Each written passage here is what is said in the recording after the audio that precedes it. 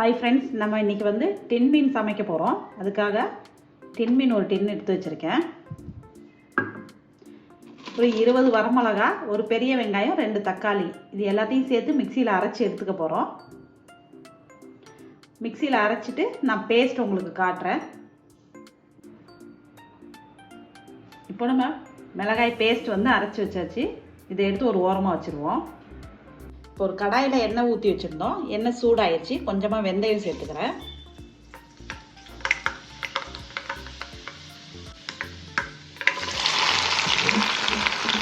இதில் 2 medium size வெங்காயம் சேர்த்துருக்கேன்.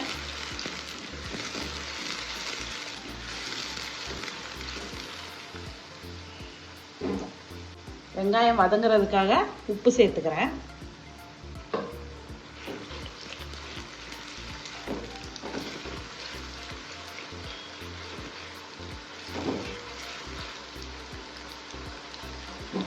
வெங்காயம் வேகட்டும். இப்போ வெங்காயம் நல்லா வதங்கிருச்சு. நம்ம அரைச்சி வச்ச மிளகாய் பேஸ்ட்டு சேர்த்துக்கலாம். மஞ்சள்தூள் 1 டீஸ்பூன் சேர்த்துக்கிறேன்.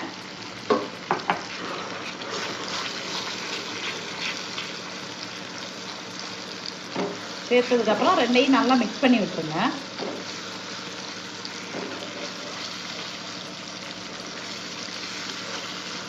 இந்த பேஸ்ட்டும் நல்லா வெந்ததுக்கப்புறம் எண்ணெய் தனியாக பிரிஞ்சு வரும்.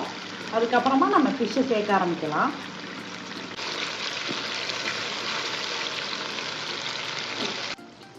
இப்போது மிளகாய் பேஸ்ட் வந்து பாதி வெந்ததுக்கப்புறம் 10 பல்லு பூண்டு இடித்து போட்டிருக்கேன்.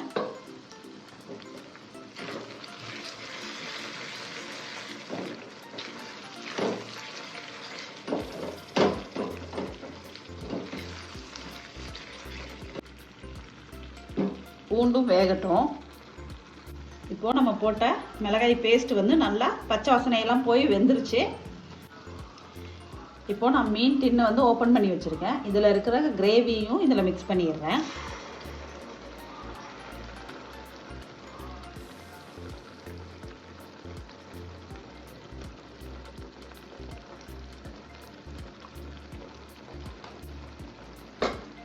மிக்ஸ் பண்ணி எல்லாத்தையும் வேக விட்டுருவேன். கிரேவி ஊற்றினதுக்கப்புறம் ஒரு 2 நிமிஷத்துக்கு இப்படி சிம்மில் வச்சு வேக விடுவோம், பச்சை ஸ்மெல் போகிறதுக்காக.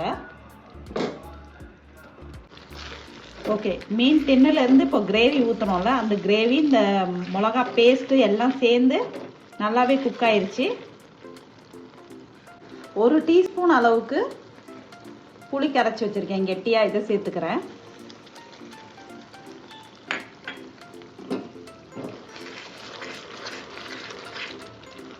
எல்லாத்தையும் சேர்த்து நல்லா மிக்ஸ் பண்ணி விடுங்க. புளி சேர்த்ததுக்கப்புறம் நல்லா சிம்லேயே வச்சு கொஞ்சம் நேரத்துக்கு அப்படியே கொதிக்க விடுங்க இந்த மசாலாவை. புளியோட வாசனையெல்லாம் போயிடுச்சு. மசாலா வந்து நல்லா ரெடி ஆயிடுச்சு. இந்த இடத்துல நம்ம மீன் சேர்த்துக்கலாம். இந்த மசாலாவை டேஸ்ட் பார்க்கும்போதே அவ்வளோ டேஸ்ட்டாக இருக்குது. இப்போ மீன் சேர்த்துக்கலாம்.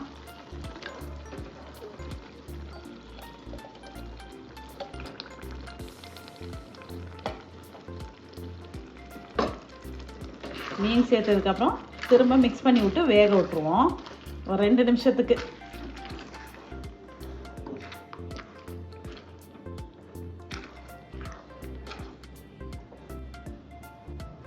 அப்படியே மூடி போட்டு வச்சுருவோம். மூடி போட்டு ஒரு 2-3 நிமிஷத்துக்கு அப்படியே சிம்லேயே வச்சுருவோம். ஓகே, இப்போ நம்ம ஓப்பன் பண்ணி பார்த்துடலாம். 2 நிமிஷம் கழிச்சு ரெடி ஆயிடுச்சு.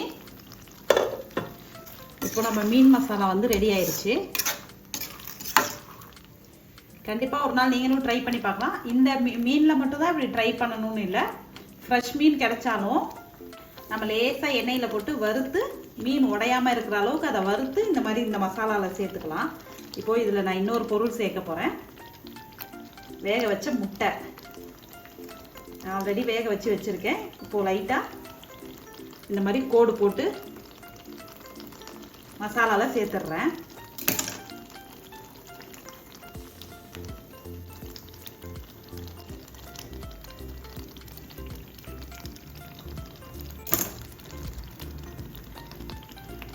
முட்டை சேர்த்ததுக்கப்புறம் ஒரு தடவை இந்த மாதிரி மசாலாவோட மிக்ஸ் பண்ணி விட்டுருங்க.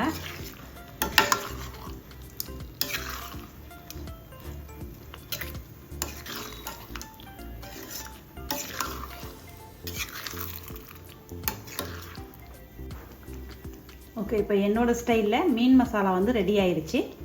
கண்டிப்பாக நீங்களும் ஒரு நாள் ட்ரை பண்ணி பாருங்கள். டேஸ்ட் ரொம்ப நல்லாயிருக்கும். சப்பாத்தி, இட்லி, தோசை, ரைஸ் சாதம், லெமன் சாதம் எல்லாத்துக்குமே வச்சுக்கலாம்.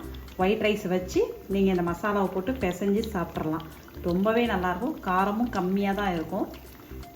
ட்ரை பண்ணி பாருங்கள். ட்ரை பண்ணி பார்த்துட்டு எனக்கு கமெண்ட்டில் சொல்லுங்கள் எப்படி இருந்ததுன்னு. இந்த வீடியோ உங்களுக்கு பிடிச்சிருந்தா மறக்காமல் நம்ம சேனலுக்கு சப்ஸ்கிரைப் பண்ணுங்கள், லைக் பண்ணுங்கள், ஷேர் பண்ணுங்கள். தேங்க்யூ.